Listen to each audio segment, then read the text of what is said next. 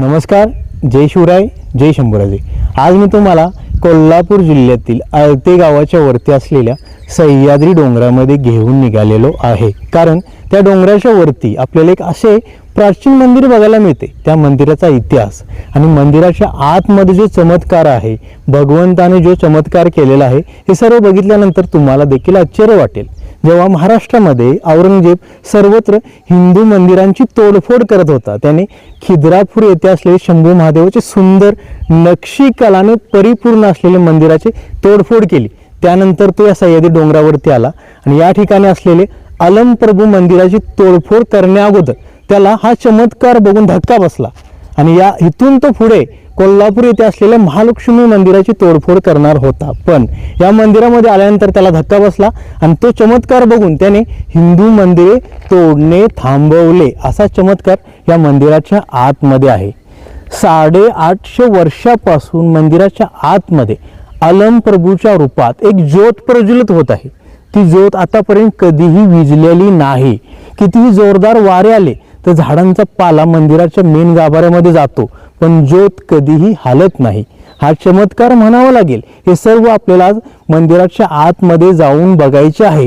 पावसाळ्यामध्ये किती जोरदार वारा सुटतो, मंदिराच्या आतमध्ये वारा जातो, पण ती ज्योत कशी स्टेबल राहते आणि त्या मंदिराचा काय इतिहास आहे हे सर्व आता आपल्याला जवळून जाऊन बघायचं आहे। म्हणजे भगवंताचा चमत्कार त्यावेळी कसा घडला असेल हे देखील आपल्याला बघायला मिळेल। आणि ती ज्योत 850 वर्षापासून कशी प्रज्वलित आहे आणि थोडी पण हलत का नाही, स्टेबल कशी राहते, हे सर्व आश्चर्यासारखे आहे। सर्व आता आपण जवळ जाऊन बघायचे आहे। त्यामुळे तुम्ही देखील माझ्यासोबत या व्हिडिओमध्ये बनून राहा, म्हणजे तुम्हाला प्राचीन काळातील इतिहास समजेल आणि भगवंताचा चमत्कार या ज्योतीच्या रूपात आपल्याला बघायला मिळेल।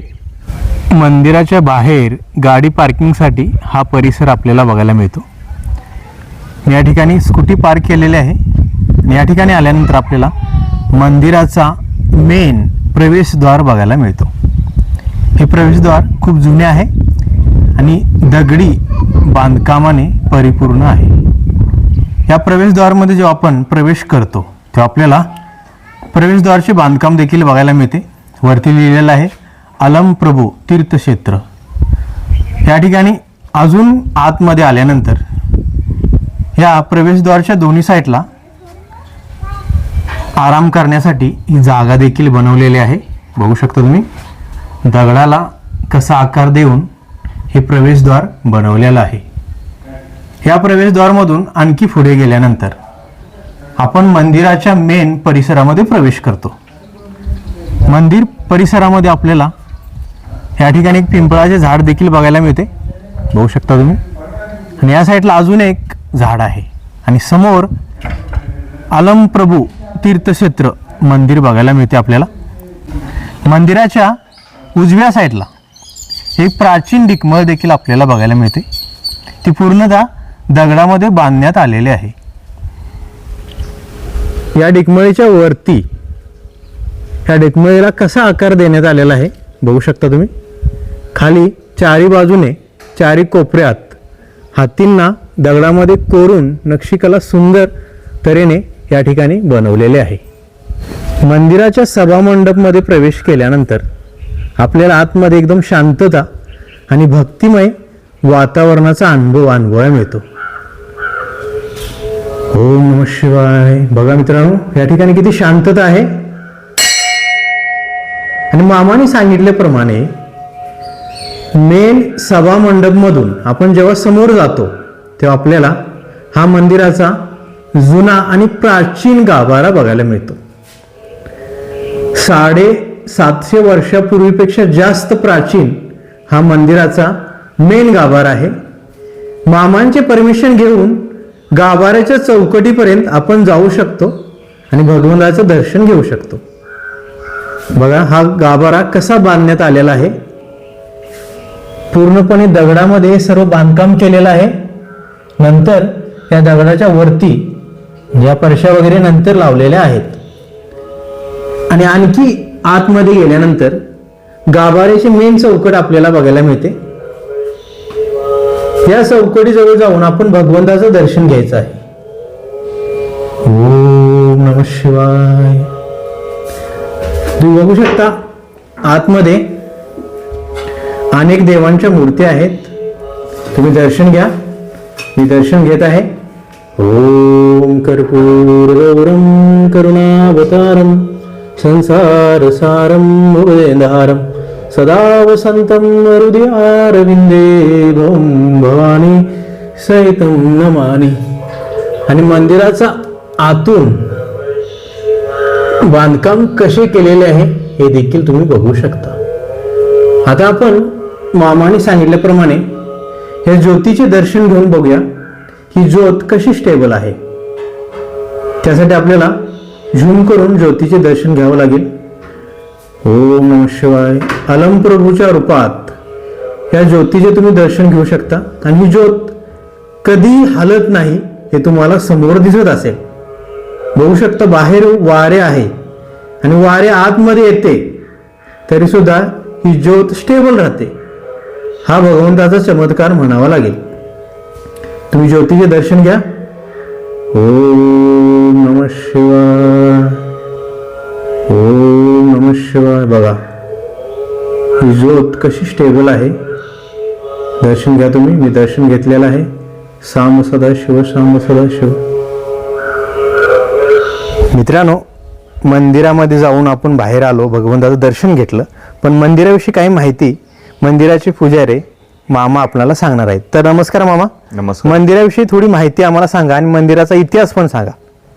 ॲक्च्युली हे मंदिर फार प्राचीन आहे. जवळजवळ 700-750 वर्ष प्राचीन काळ याला इतिहास आहे. आणि मंदिराच्या बाहेर असे सप्तऋषींचे छोटे छोटे 7 मंदिर आहेत. हिंदू धर्मात आपल्या या सप्तऋषींना फार महत्त्व आहे. मग आपल्या इथे सुद्धा मंदिराच्या बाहेर सप्तऋषींची स्थापना करण्यात आलेली आहे. आणि जेव्हा शिवाजी महाराजांचा काळ होता तेव्हा औरंगजेबाने आपल्या इथं महाराष्ट्रामध्ये आक्रमण केले. बऱ्याच प्राचीन हिंदू मंदिरांची तोडफोड केली. त्यांनी खिद्रापूर मंदिरांची तोडफोड केली. तिथून त्यांनी वास्तव्यासाठी इथं आले, या मंदिराजवळ आले. इथं आल्यानंतर ह्या मंदिराचा सुद्धा त्यांनी तोडफोड करण्याचा प्रयत्न केला. पण त्यांना काहीतरी इथं दैवी चमत्कार साक्षात्कार झाला. म्हणून त्यांनी इथं काही तोडफोड केली नाही. आणि इथून पुढे त्यांनी कोल्हापूरला महालक्ष्मी मंदिर सुद्धा म्हणजे तोडफोड करण्यासाठी जाणार होते, पण ते कॅन्सल करून त्यांनी परत म्हणजे त्यांनी त्यांचं हे कॅन्सल केले. म्हणजे औरंगजेबची फौज या ठिकाणी आली तेव्हा त्यांना चमत्कार घडला. म्हणजे तुम्ही बघू शकता या ठिकाणी एवढी देवी शक्ती आहे की आतमध्ये जी ज्योत आहे त्या ज्योतीविषयी माहिती आता मामांच्याकडून जाणून घ्या. तर मामा, आम्ही गुगलवर वाचलं होतं की या मंदिराच्या आतमध्ये जी ज्योत आहे ती हजारो वर्षापूर्वी कंटिन्यू जळत आहे आणि ती कधीही विझलेली नाही. याचं काय रहस्य आहे तुम्ही मला सांगा. ह्या मंदिरामध्ये जी ज्योत जळत आहे ते अलिमप्रभू महाराजांनी म्हणजे त्यांचे एक समाधी स्वरूप आहे त्यांची ही ज्योत. एक 700-750 वर्षापूर्वी प्रज्वलित केलेली आहे. ती ज्योत अखंडपणे तेव्हापासून चालू आहे. कधी विजत नाही, काही नाही. आणि कम्प्लीट स्टेबल आहे ती ज्योत. किती वारं येऊन दे, पाऊस येऊन दे. आता आपल्याला समोरचा सभा मंडप दिसतो तो आता रिसेंटली बांधलेला आहे. आधीचं जे आहे गाभारा, मेन गाभारा वगैरे तो फार प्राचीन आहे. 700 वर्षापूर्वीचा आहे तो. तेव्हापासून ज्योत जे प्रज्वलित आहे अजिबात विझलेली नाही आहे. तर मित्रांनो, मंदिराचा इतिहास आणि मंदिराविषयी मेन माहिती मामाने आपल्याला सविस्तर सांगितली.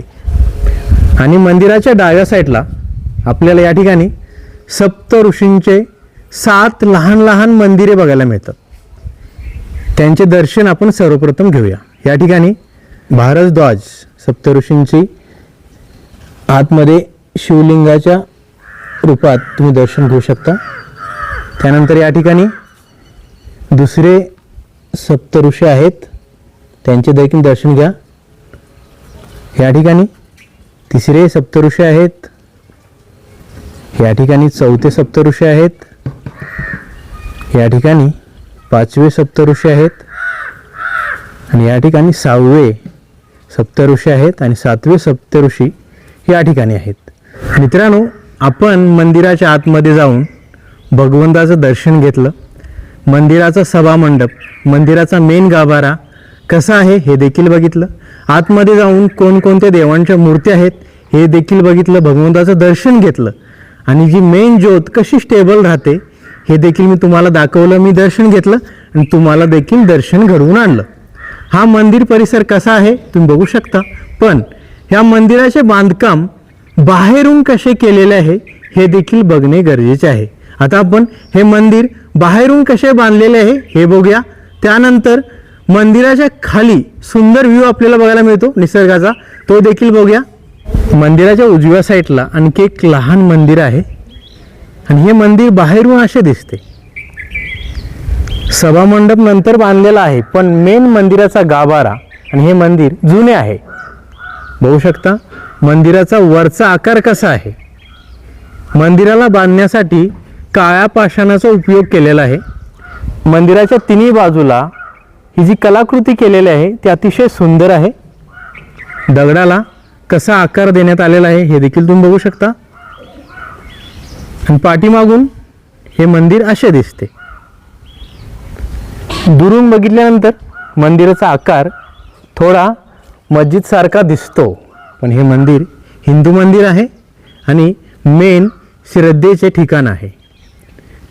आणि मंदिराच्या डाव्या साईडला आल्यानंतर हे मंदिर आपल्याला असे बघायला मिळते.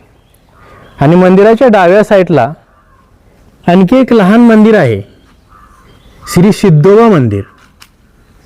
सिद्धोबा देवाचे आपण दर्शन घेऊया. ओम नमः शिवाय, सांब सदाशिवा. हा मंदिर परिसर आपण बघितला, हे मंदिर बघितले. आणखी एक लहान मंदिर आहे हे देखील बघितले. आणि इथून मंदिराच्या मागे आल्यानंतर सायंकाळचा सुंदर व्ह्यू देखील आपल्याला बघायला मिळतो. मंदिर एका लहान डोंगराच्या वरती असल्यामुळे सायंकाळी डोंगरावरून खाली बघितल्यानंतर आपल्याला असा व्ह्यू बघायला मिळतो. सूर्यास्त होत आल्यामुळे हा नजारा बघण्यासाठी अतिशय सुंदर आणि मस्त वाटत आहे. सूर्यास्त होताना आकाशामध्ये भगवा कलर कसा येतो हे देखील तुम्ही बघू शकता.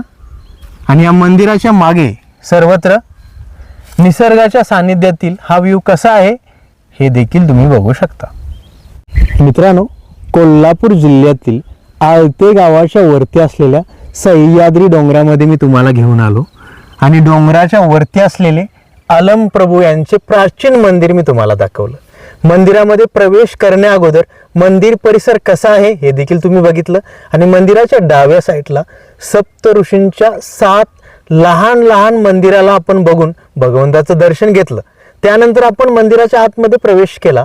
मंदिराचा सभामंडप कसा आहे हे देखील बघितलं. आणि 750 वर्षापूर्वीचा मंदिराचा मेन गाभारा कसा बांधलेला आहे हे बघून मंदिराच्या आतमध्ये असलेल्या अनेक देवांचे आपण दर्शन घेतलं.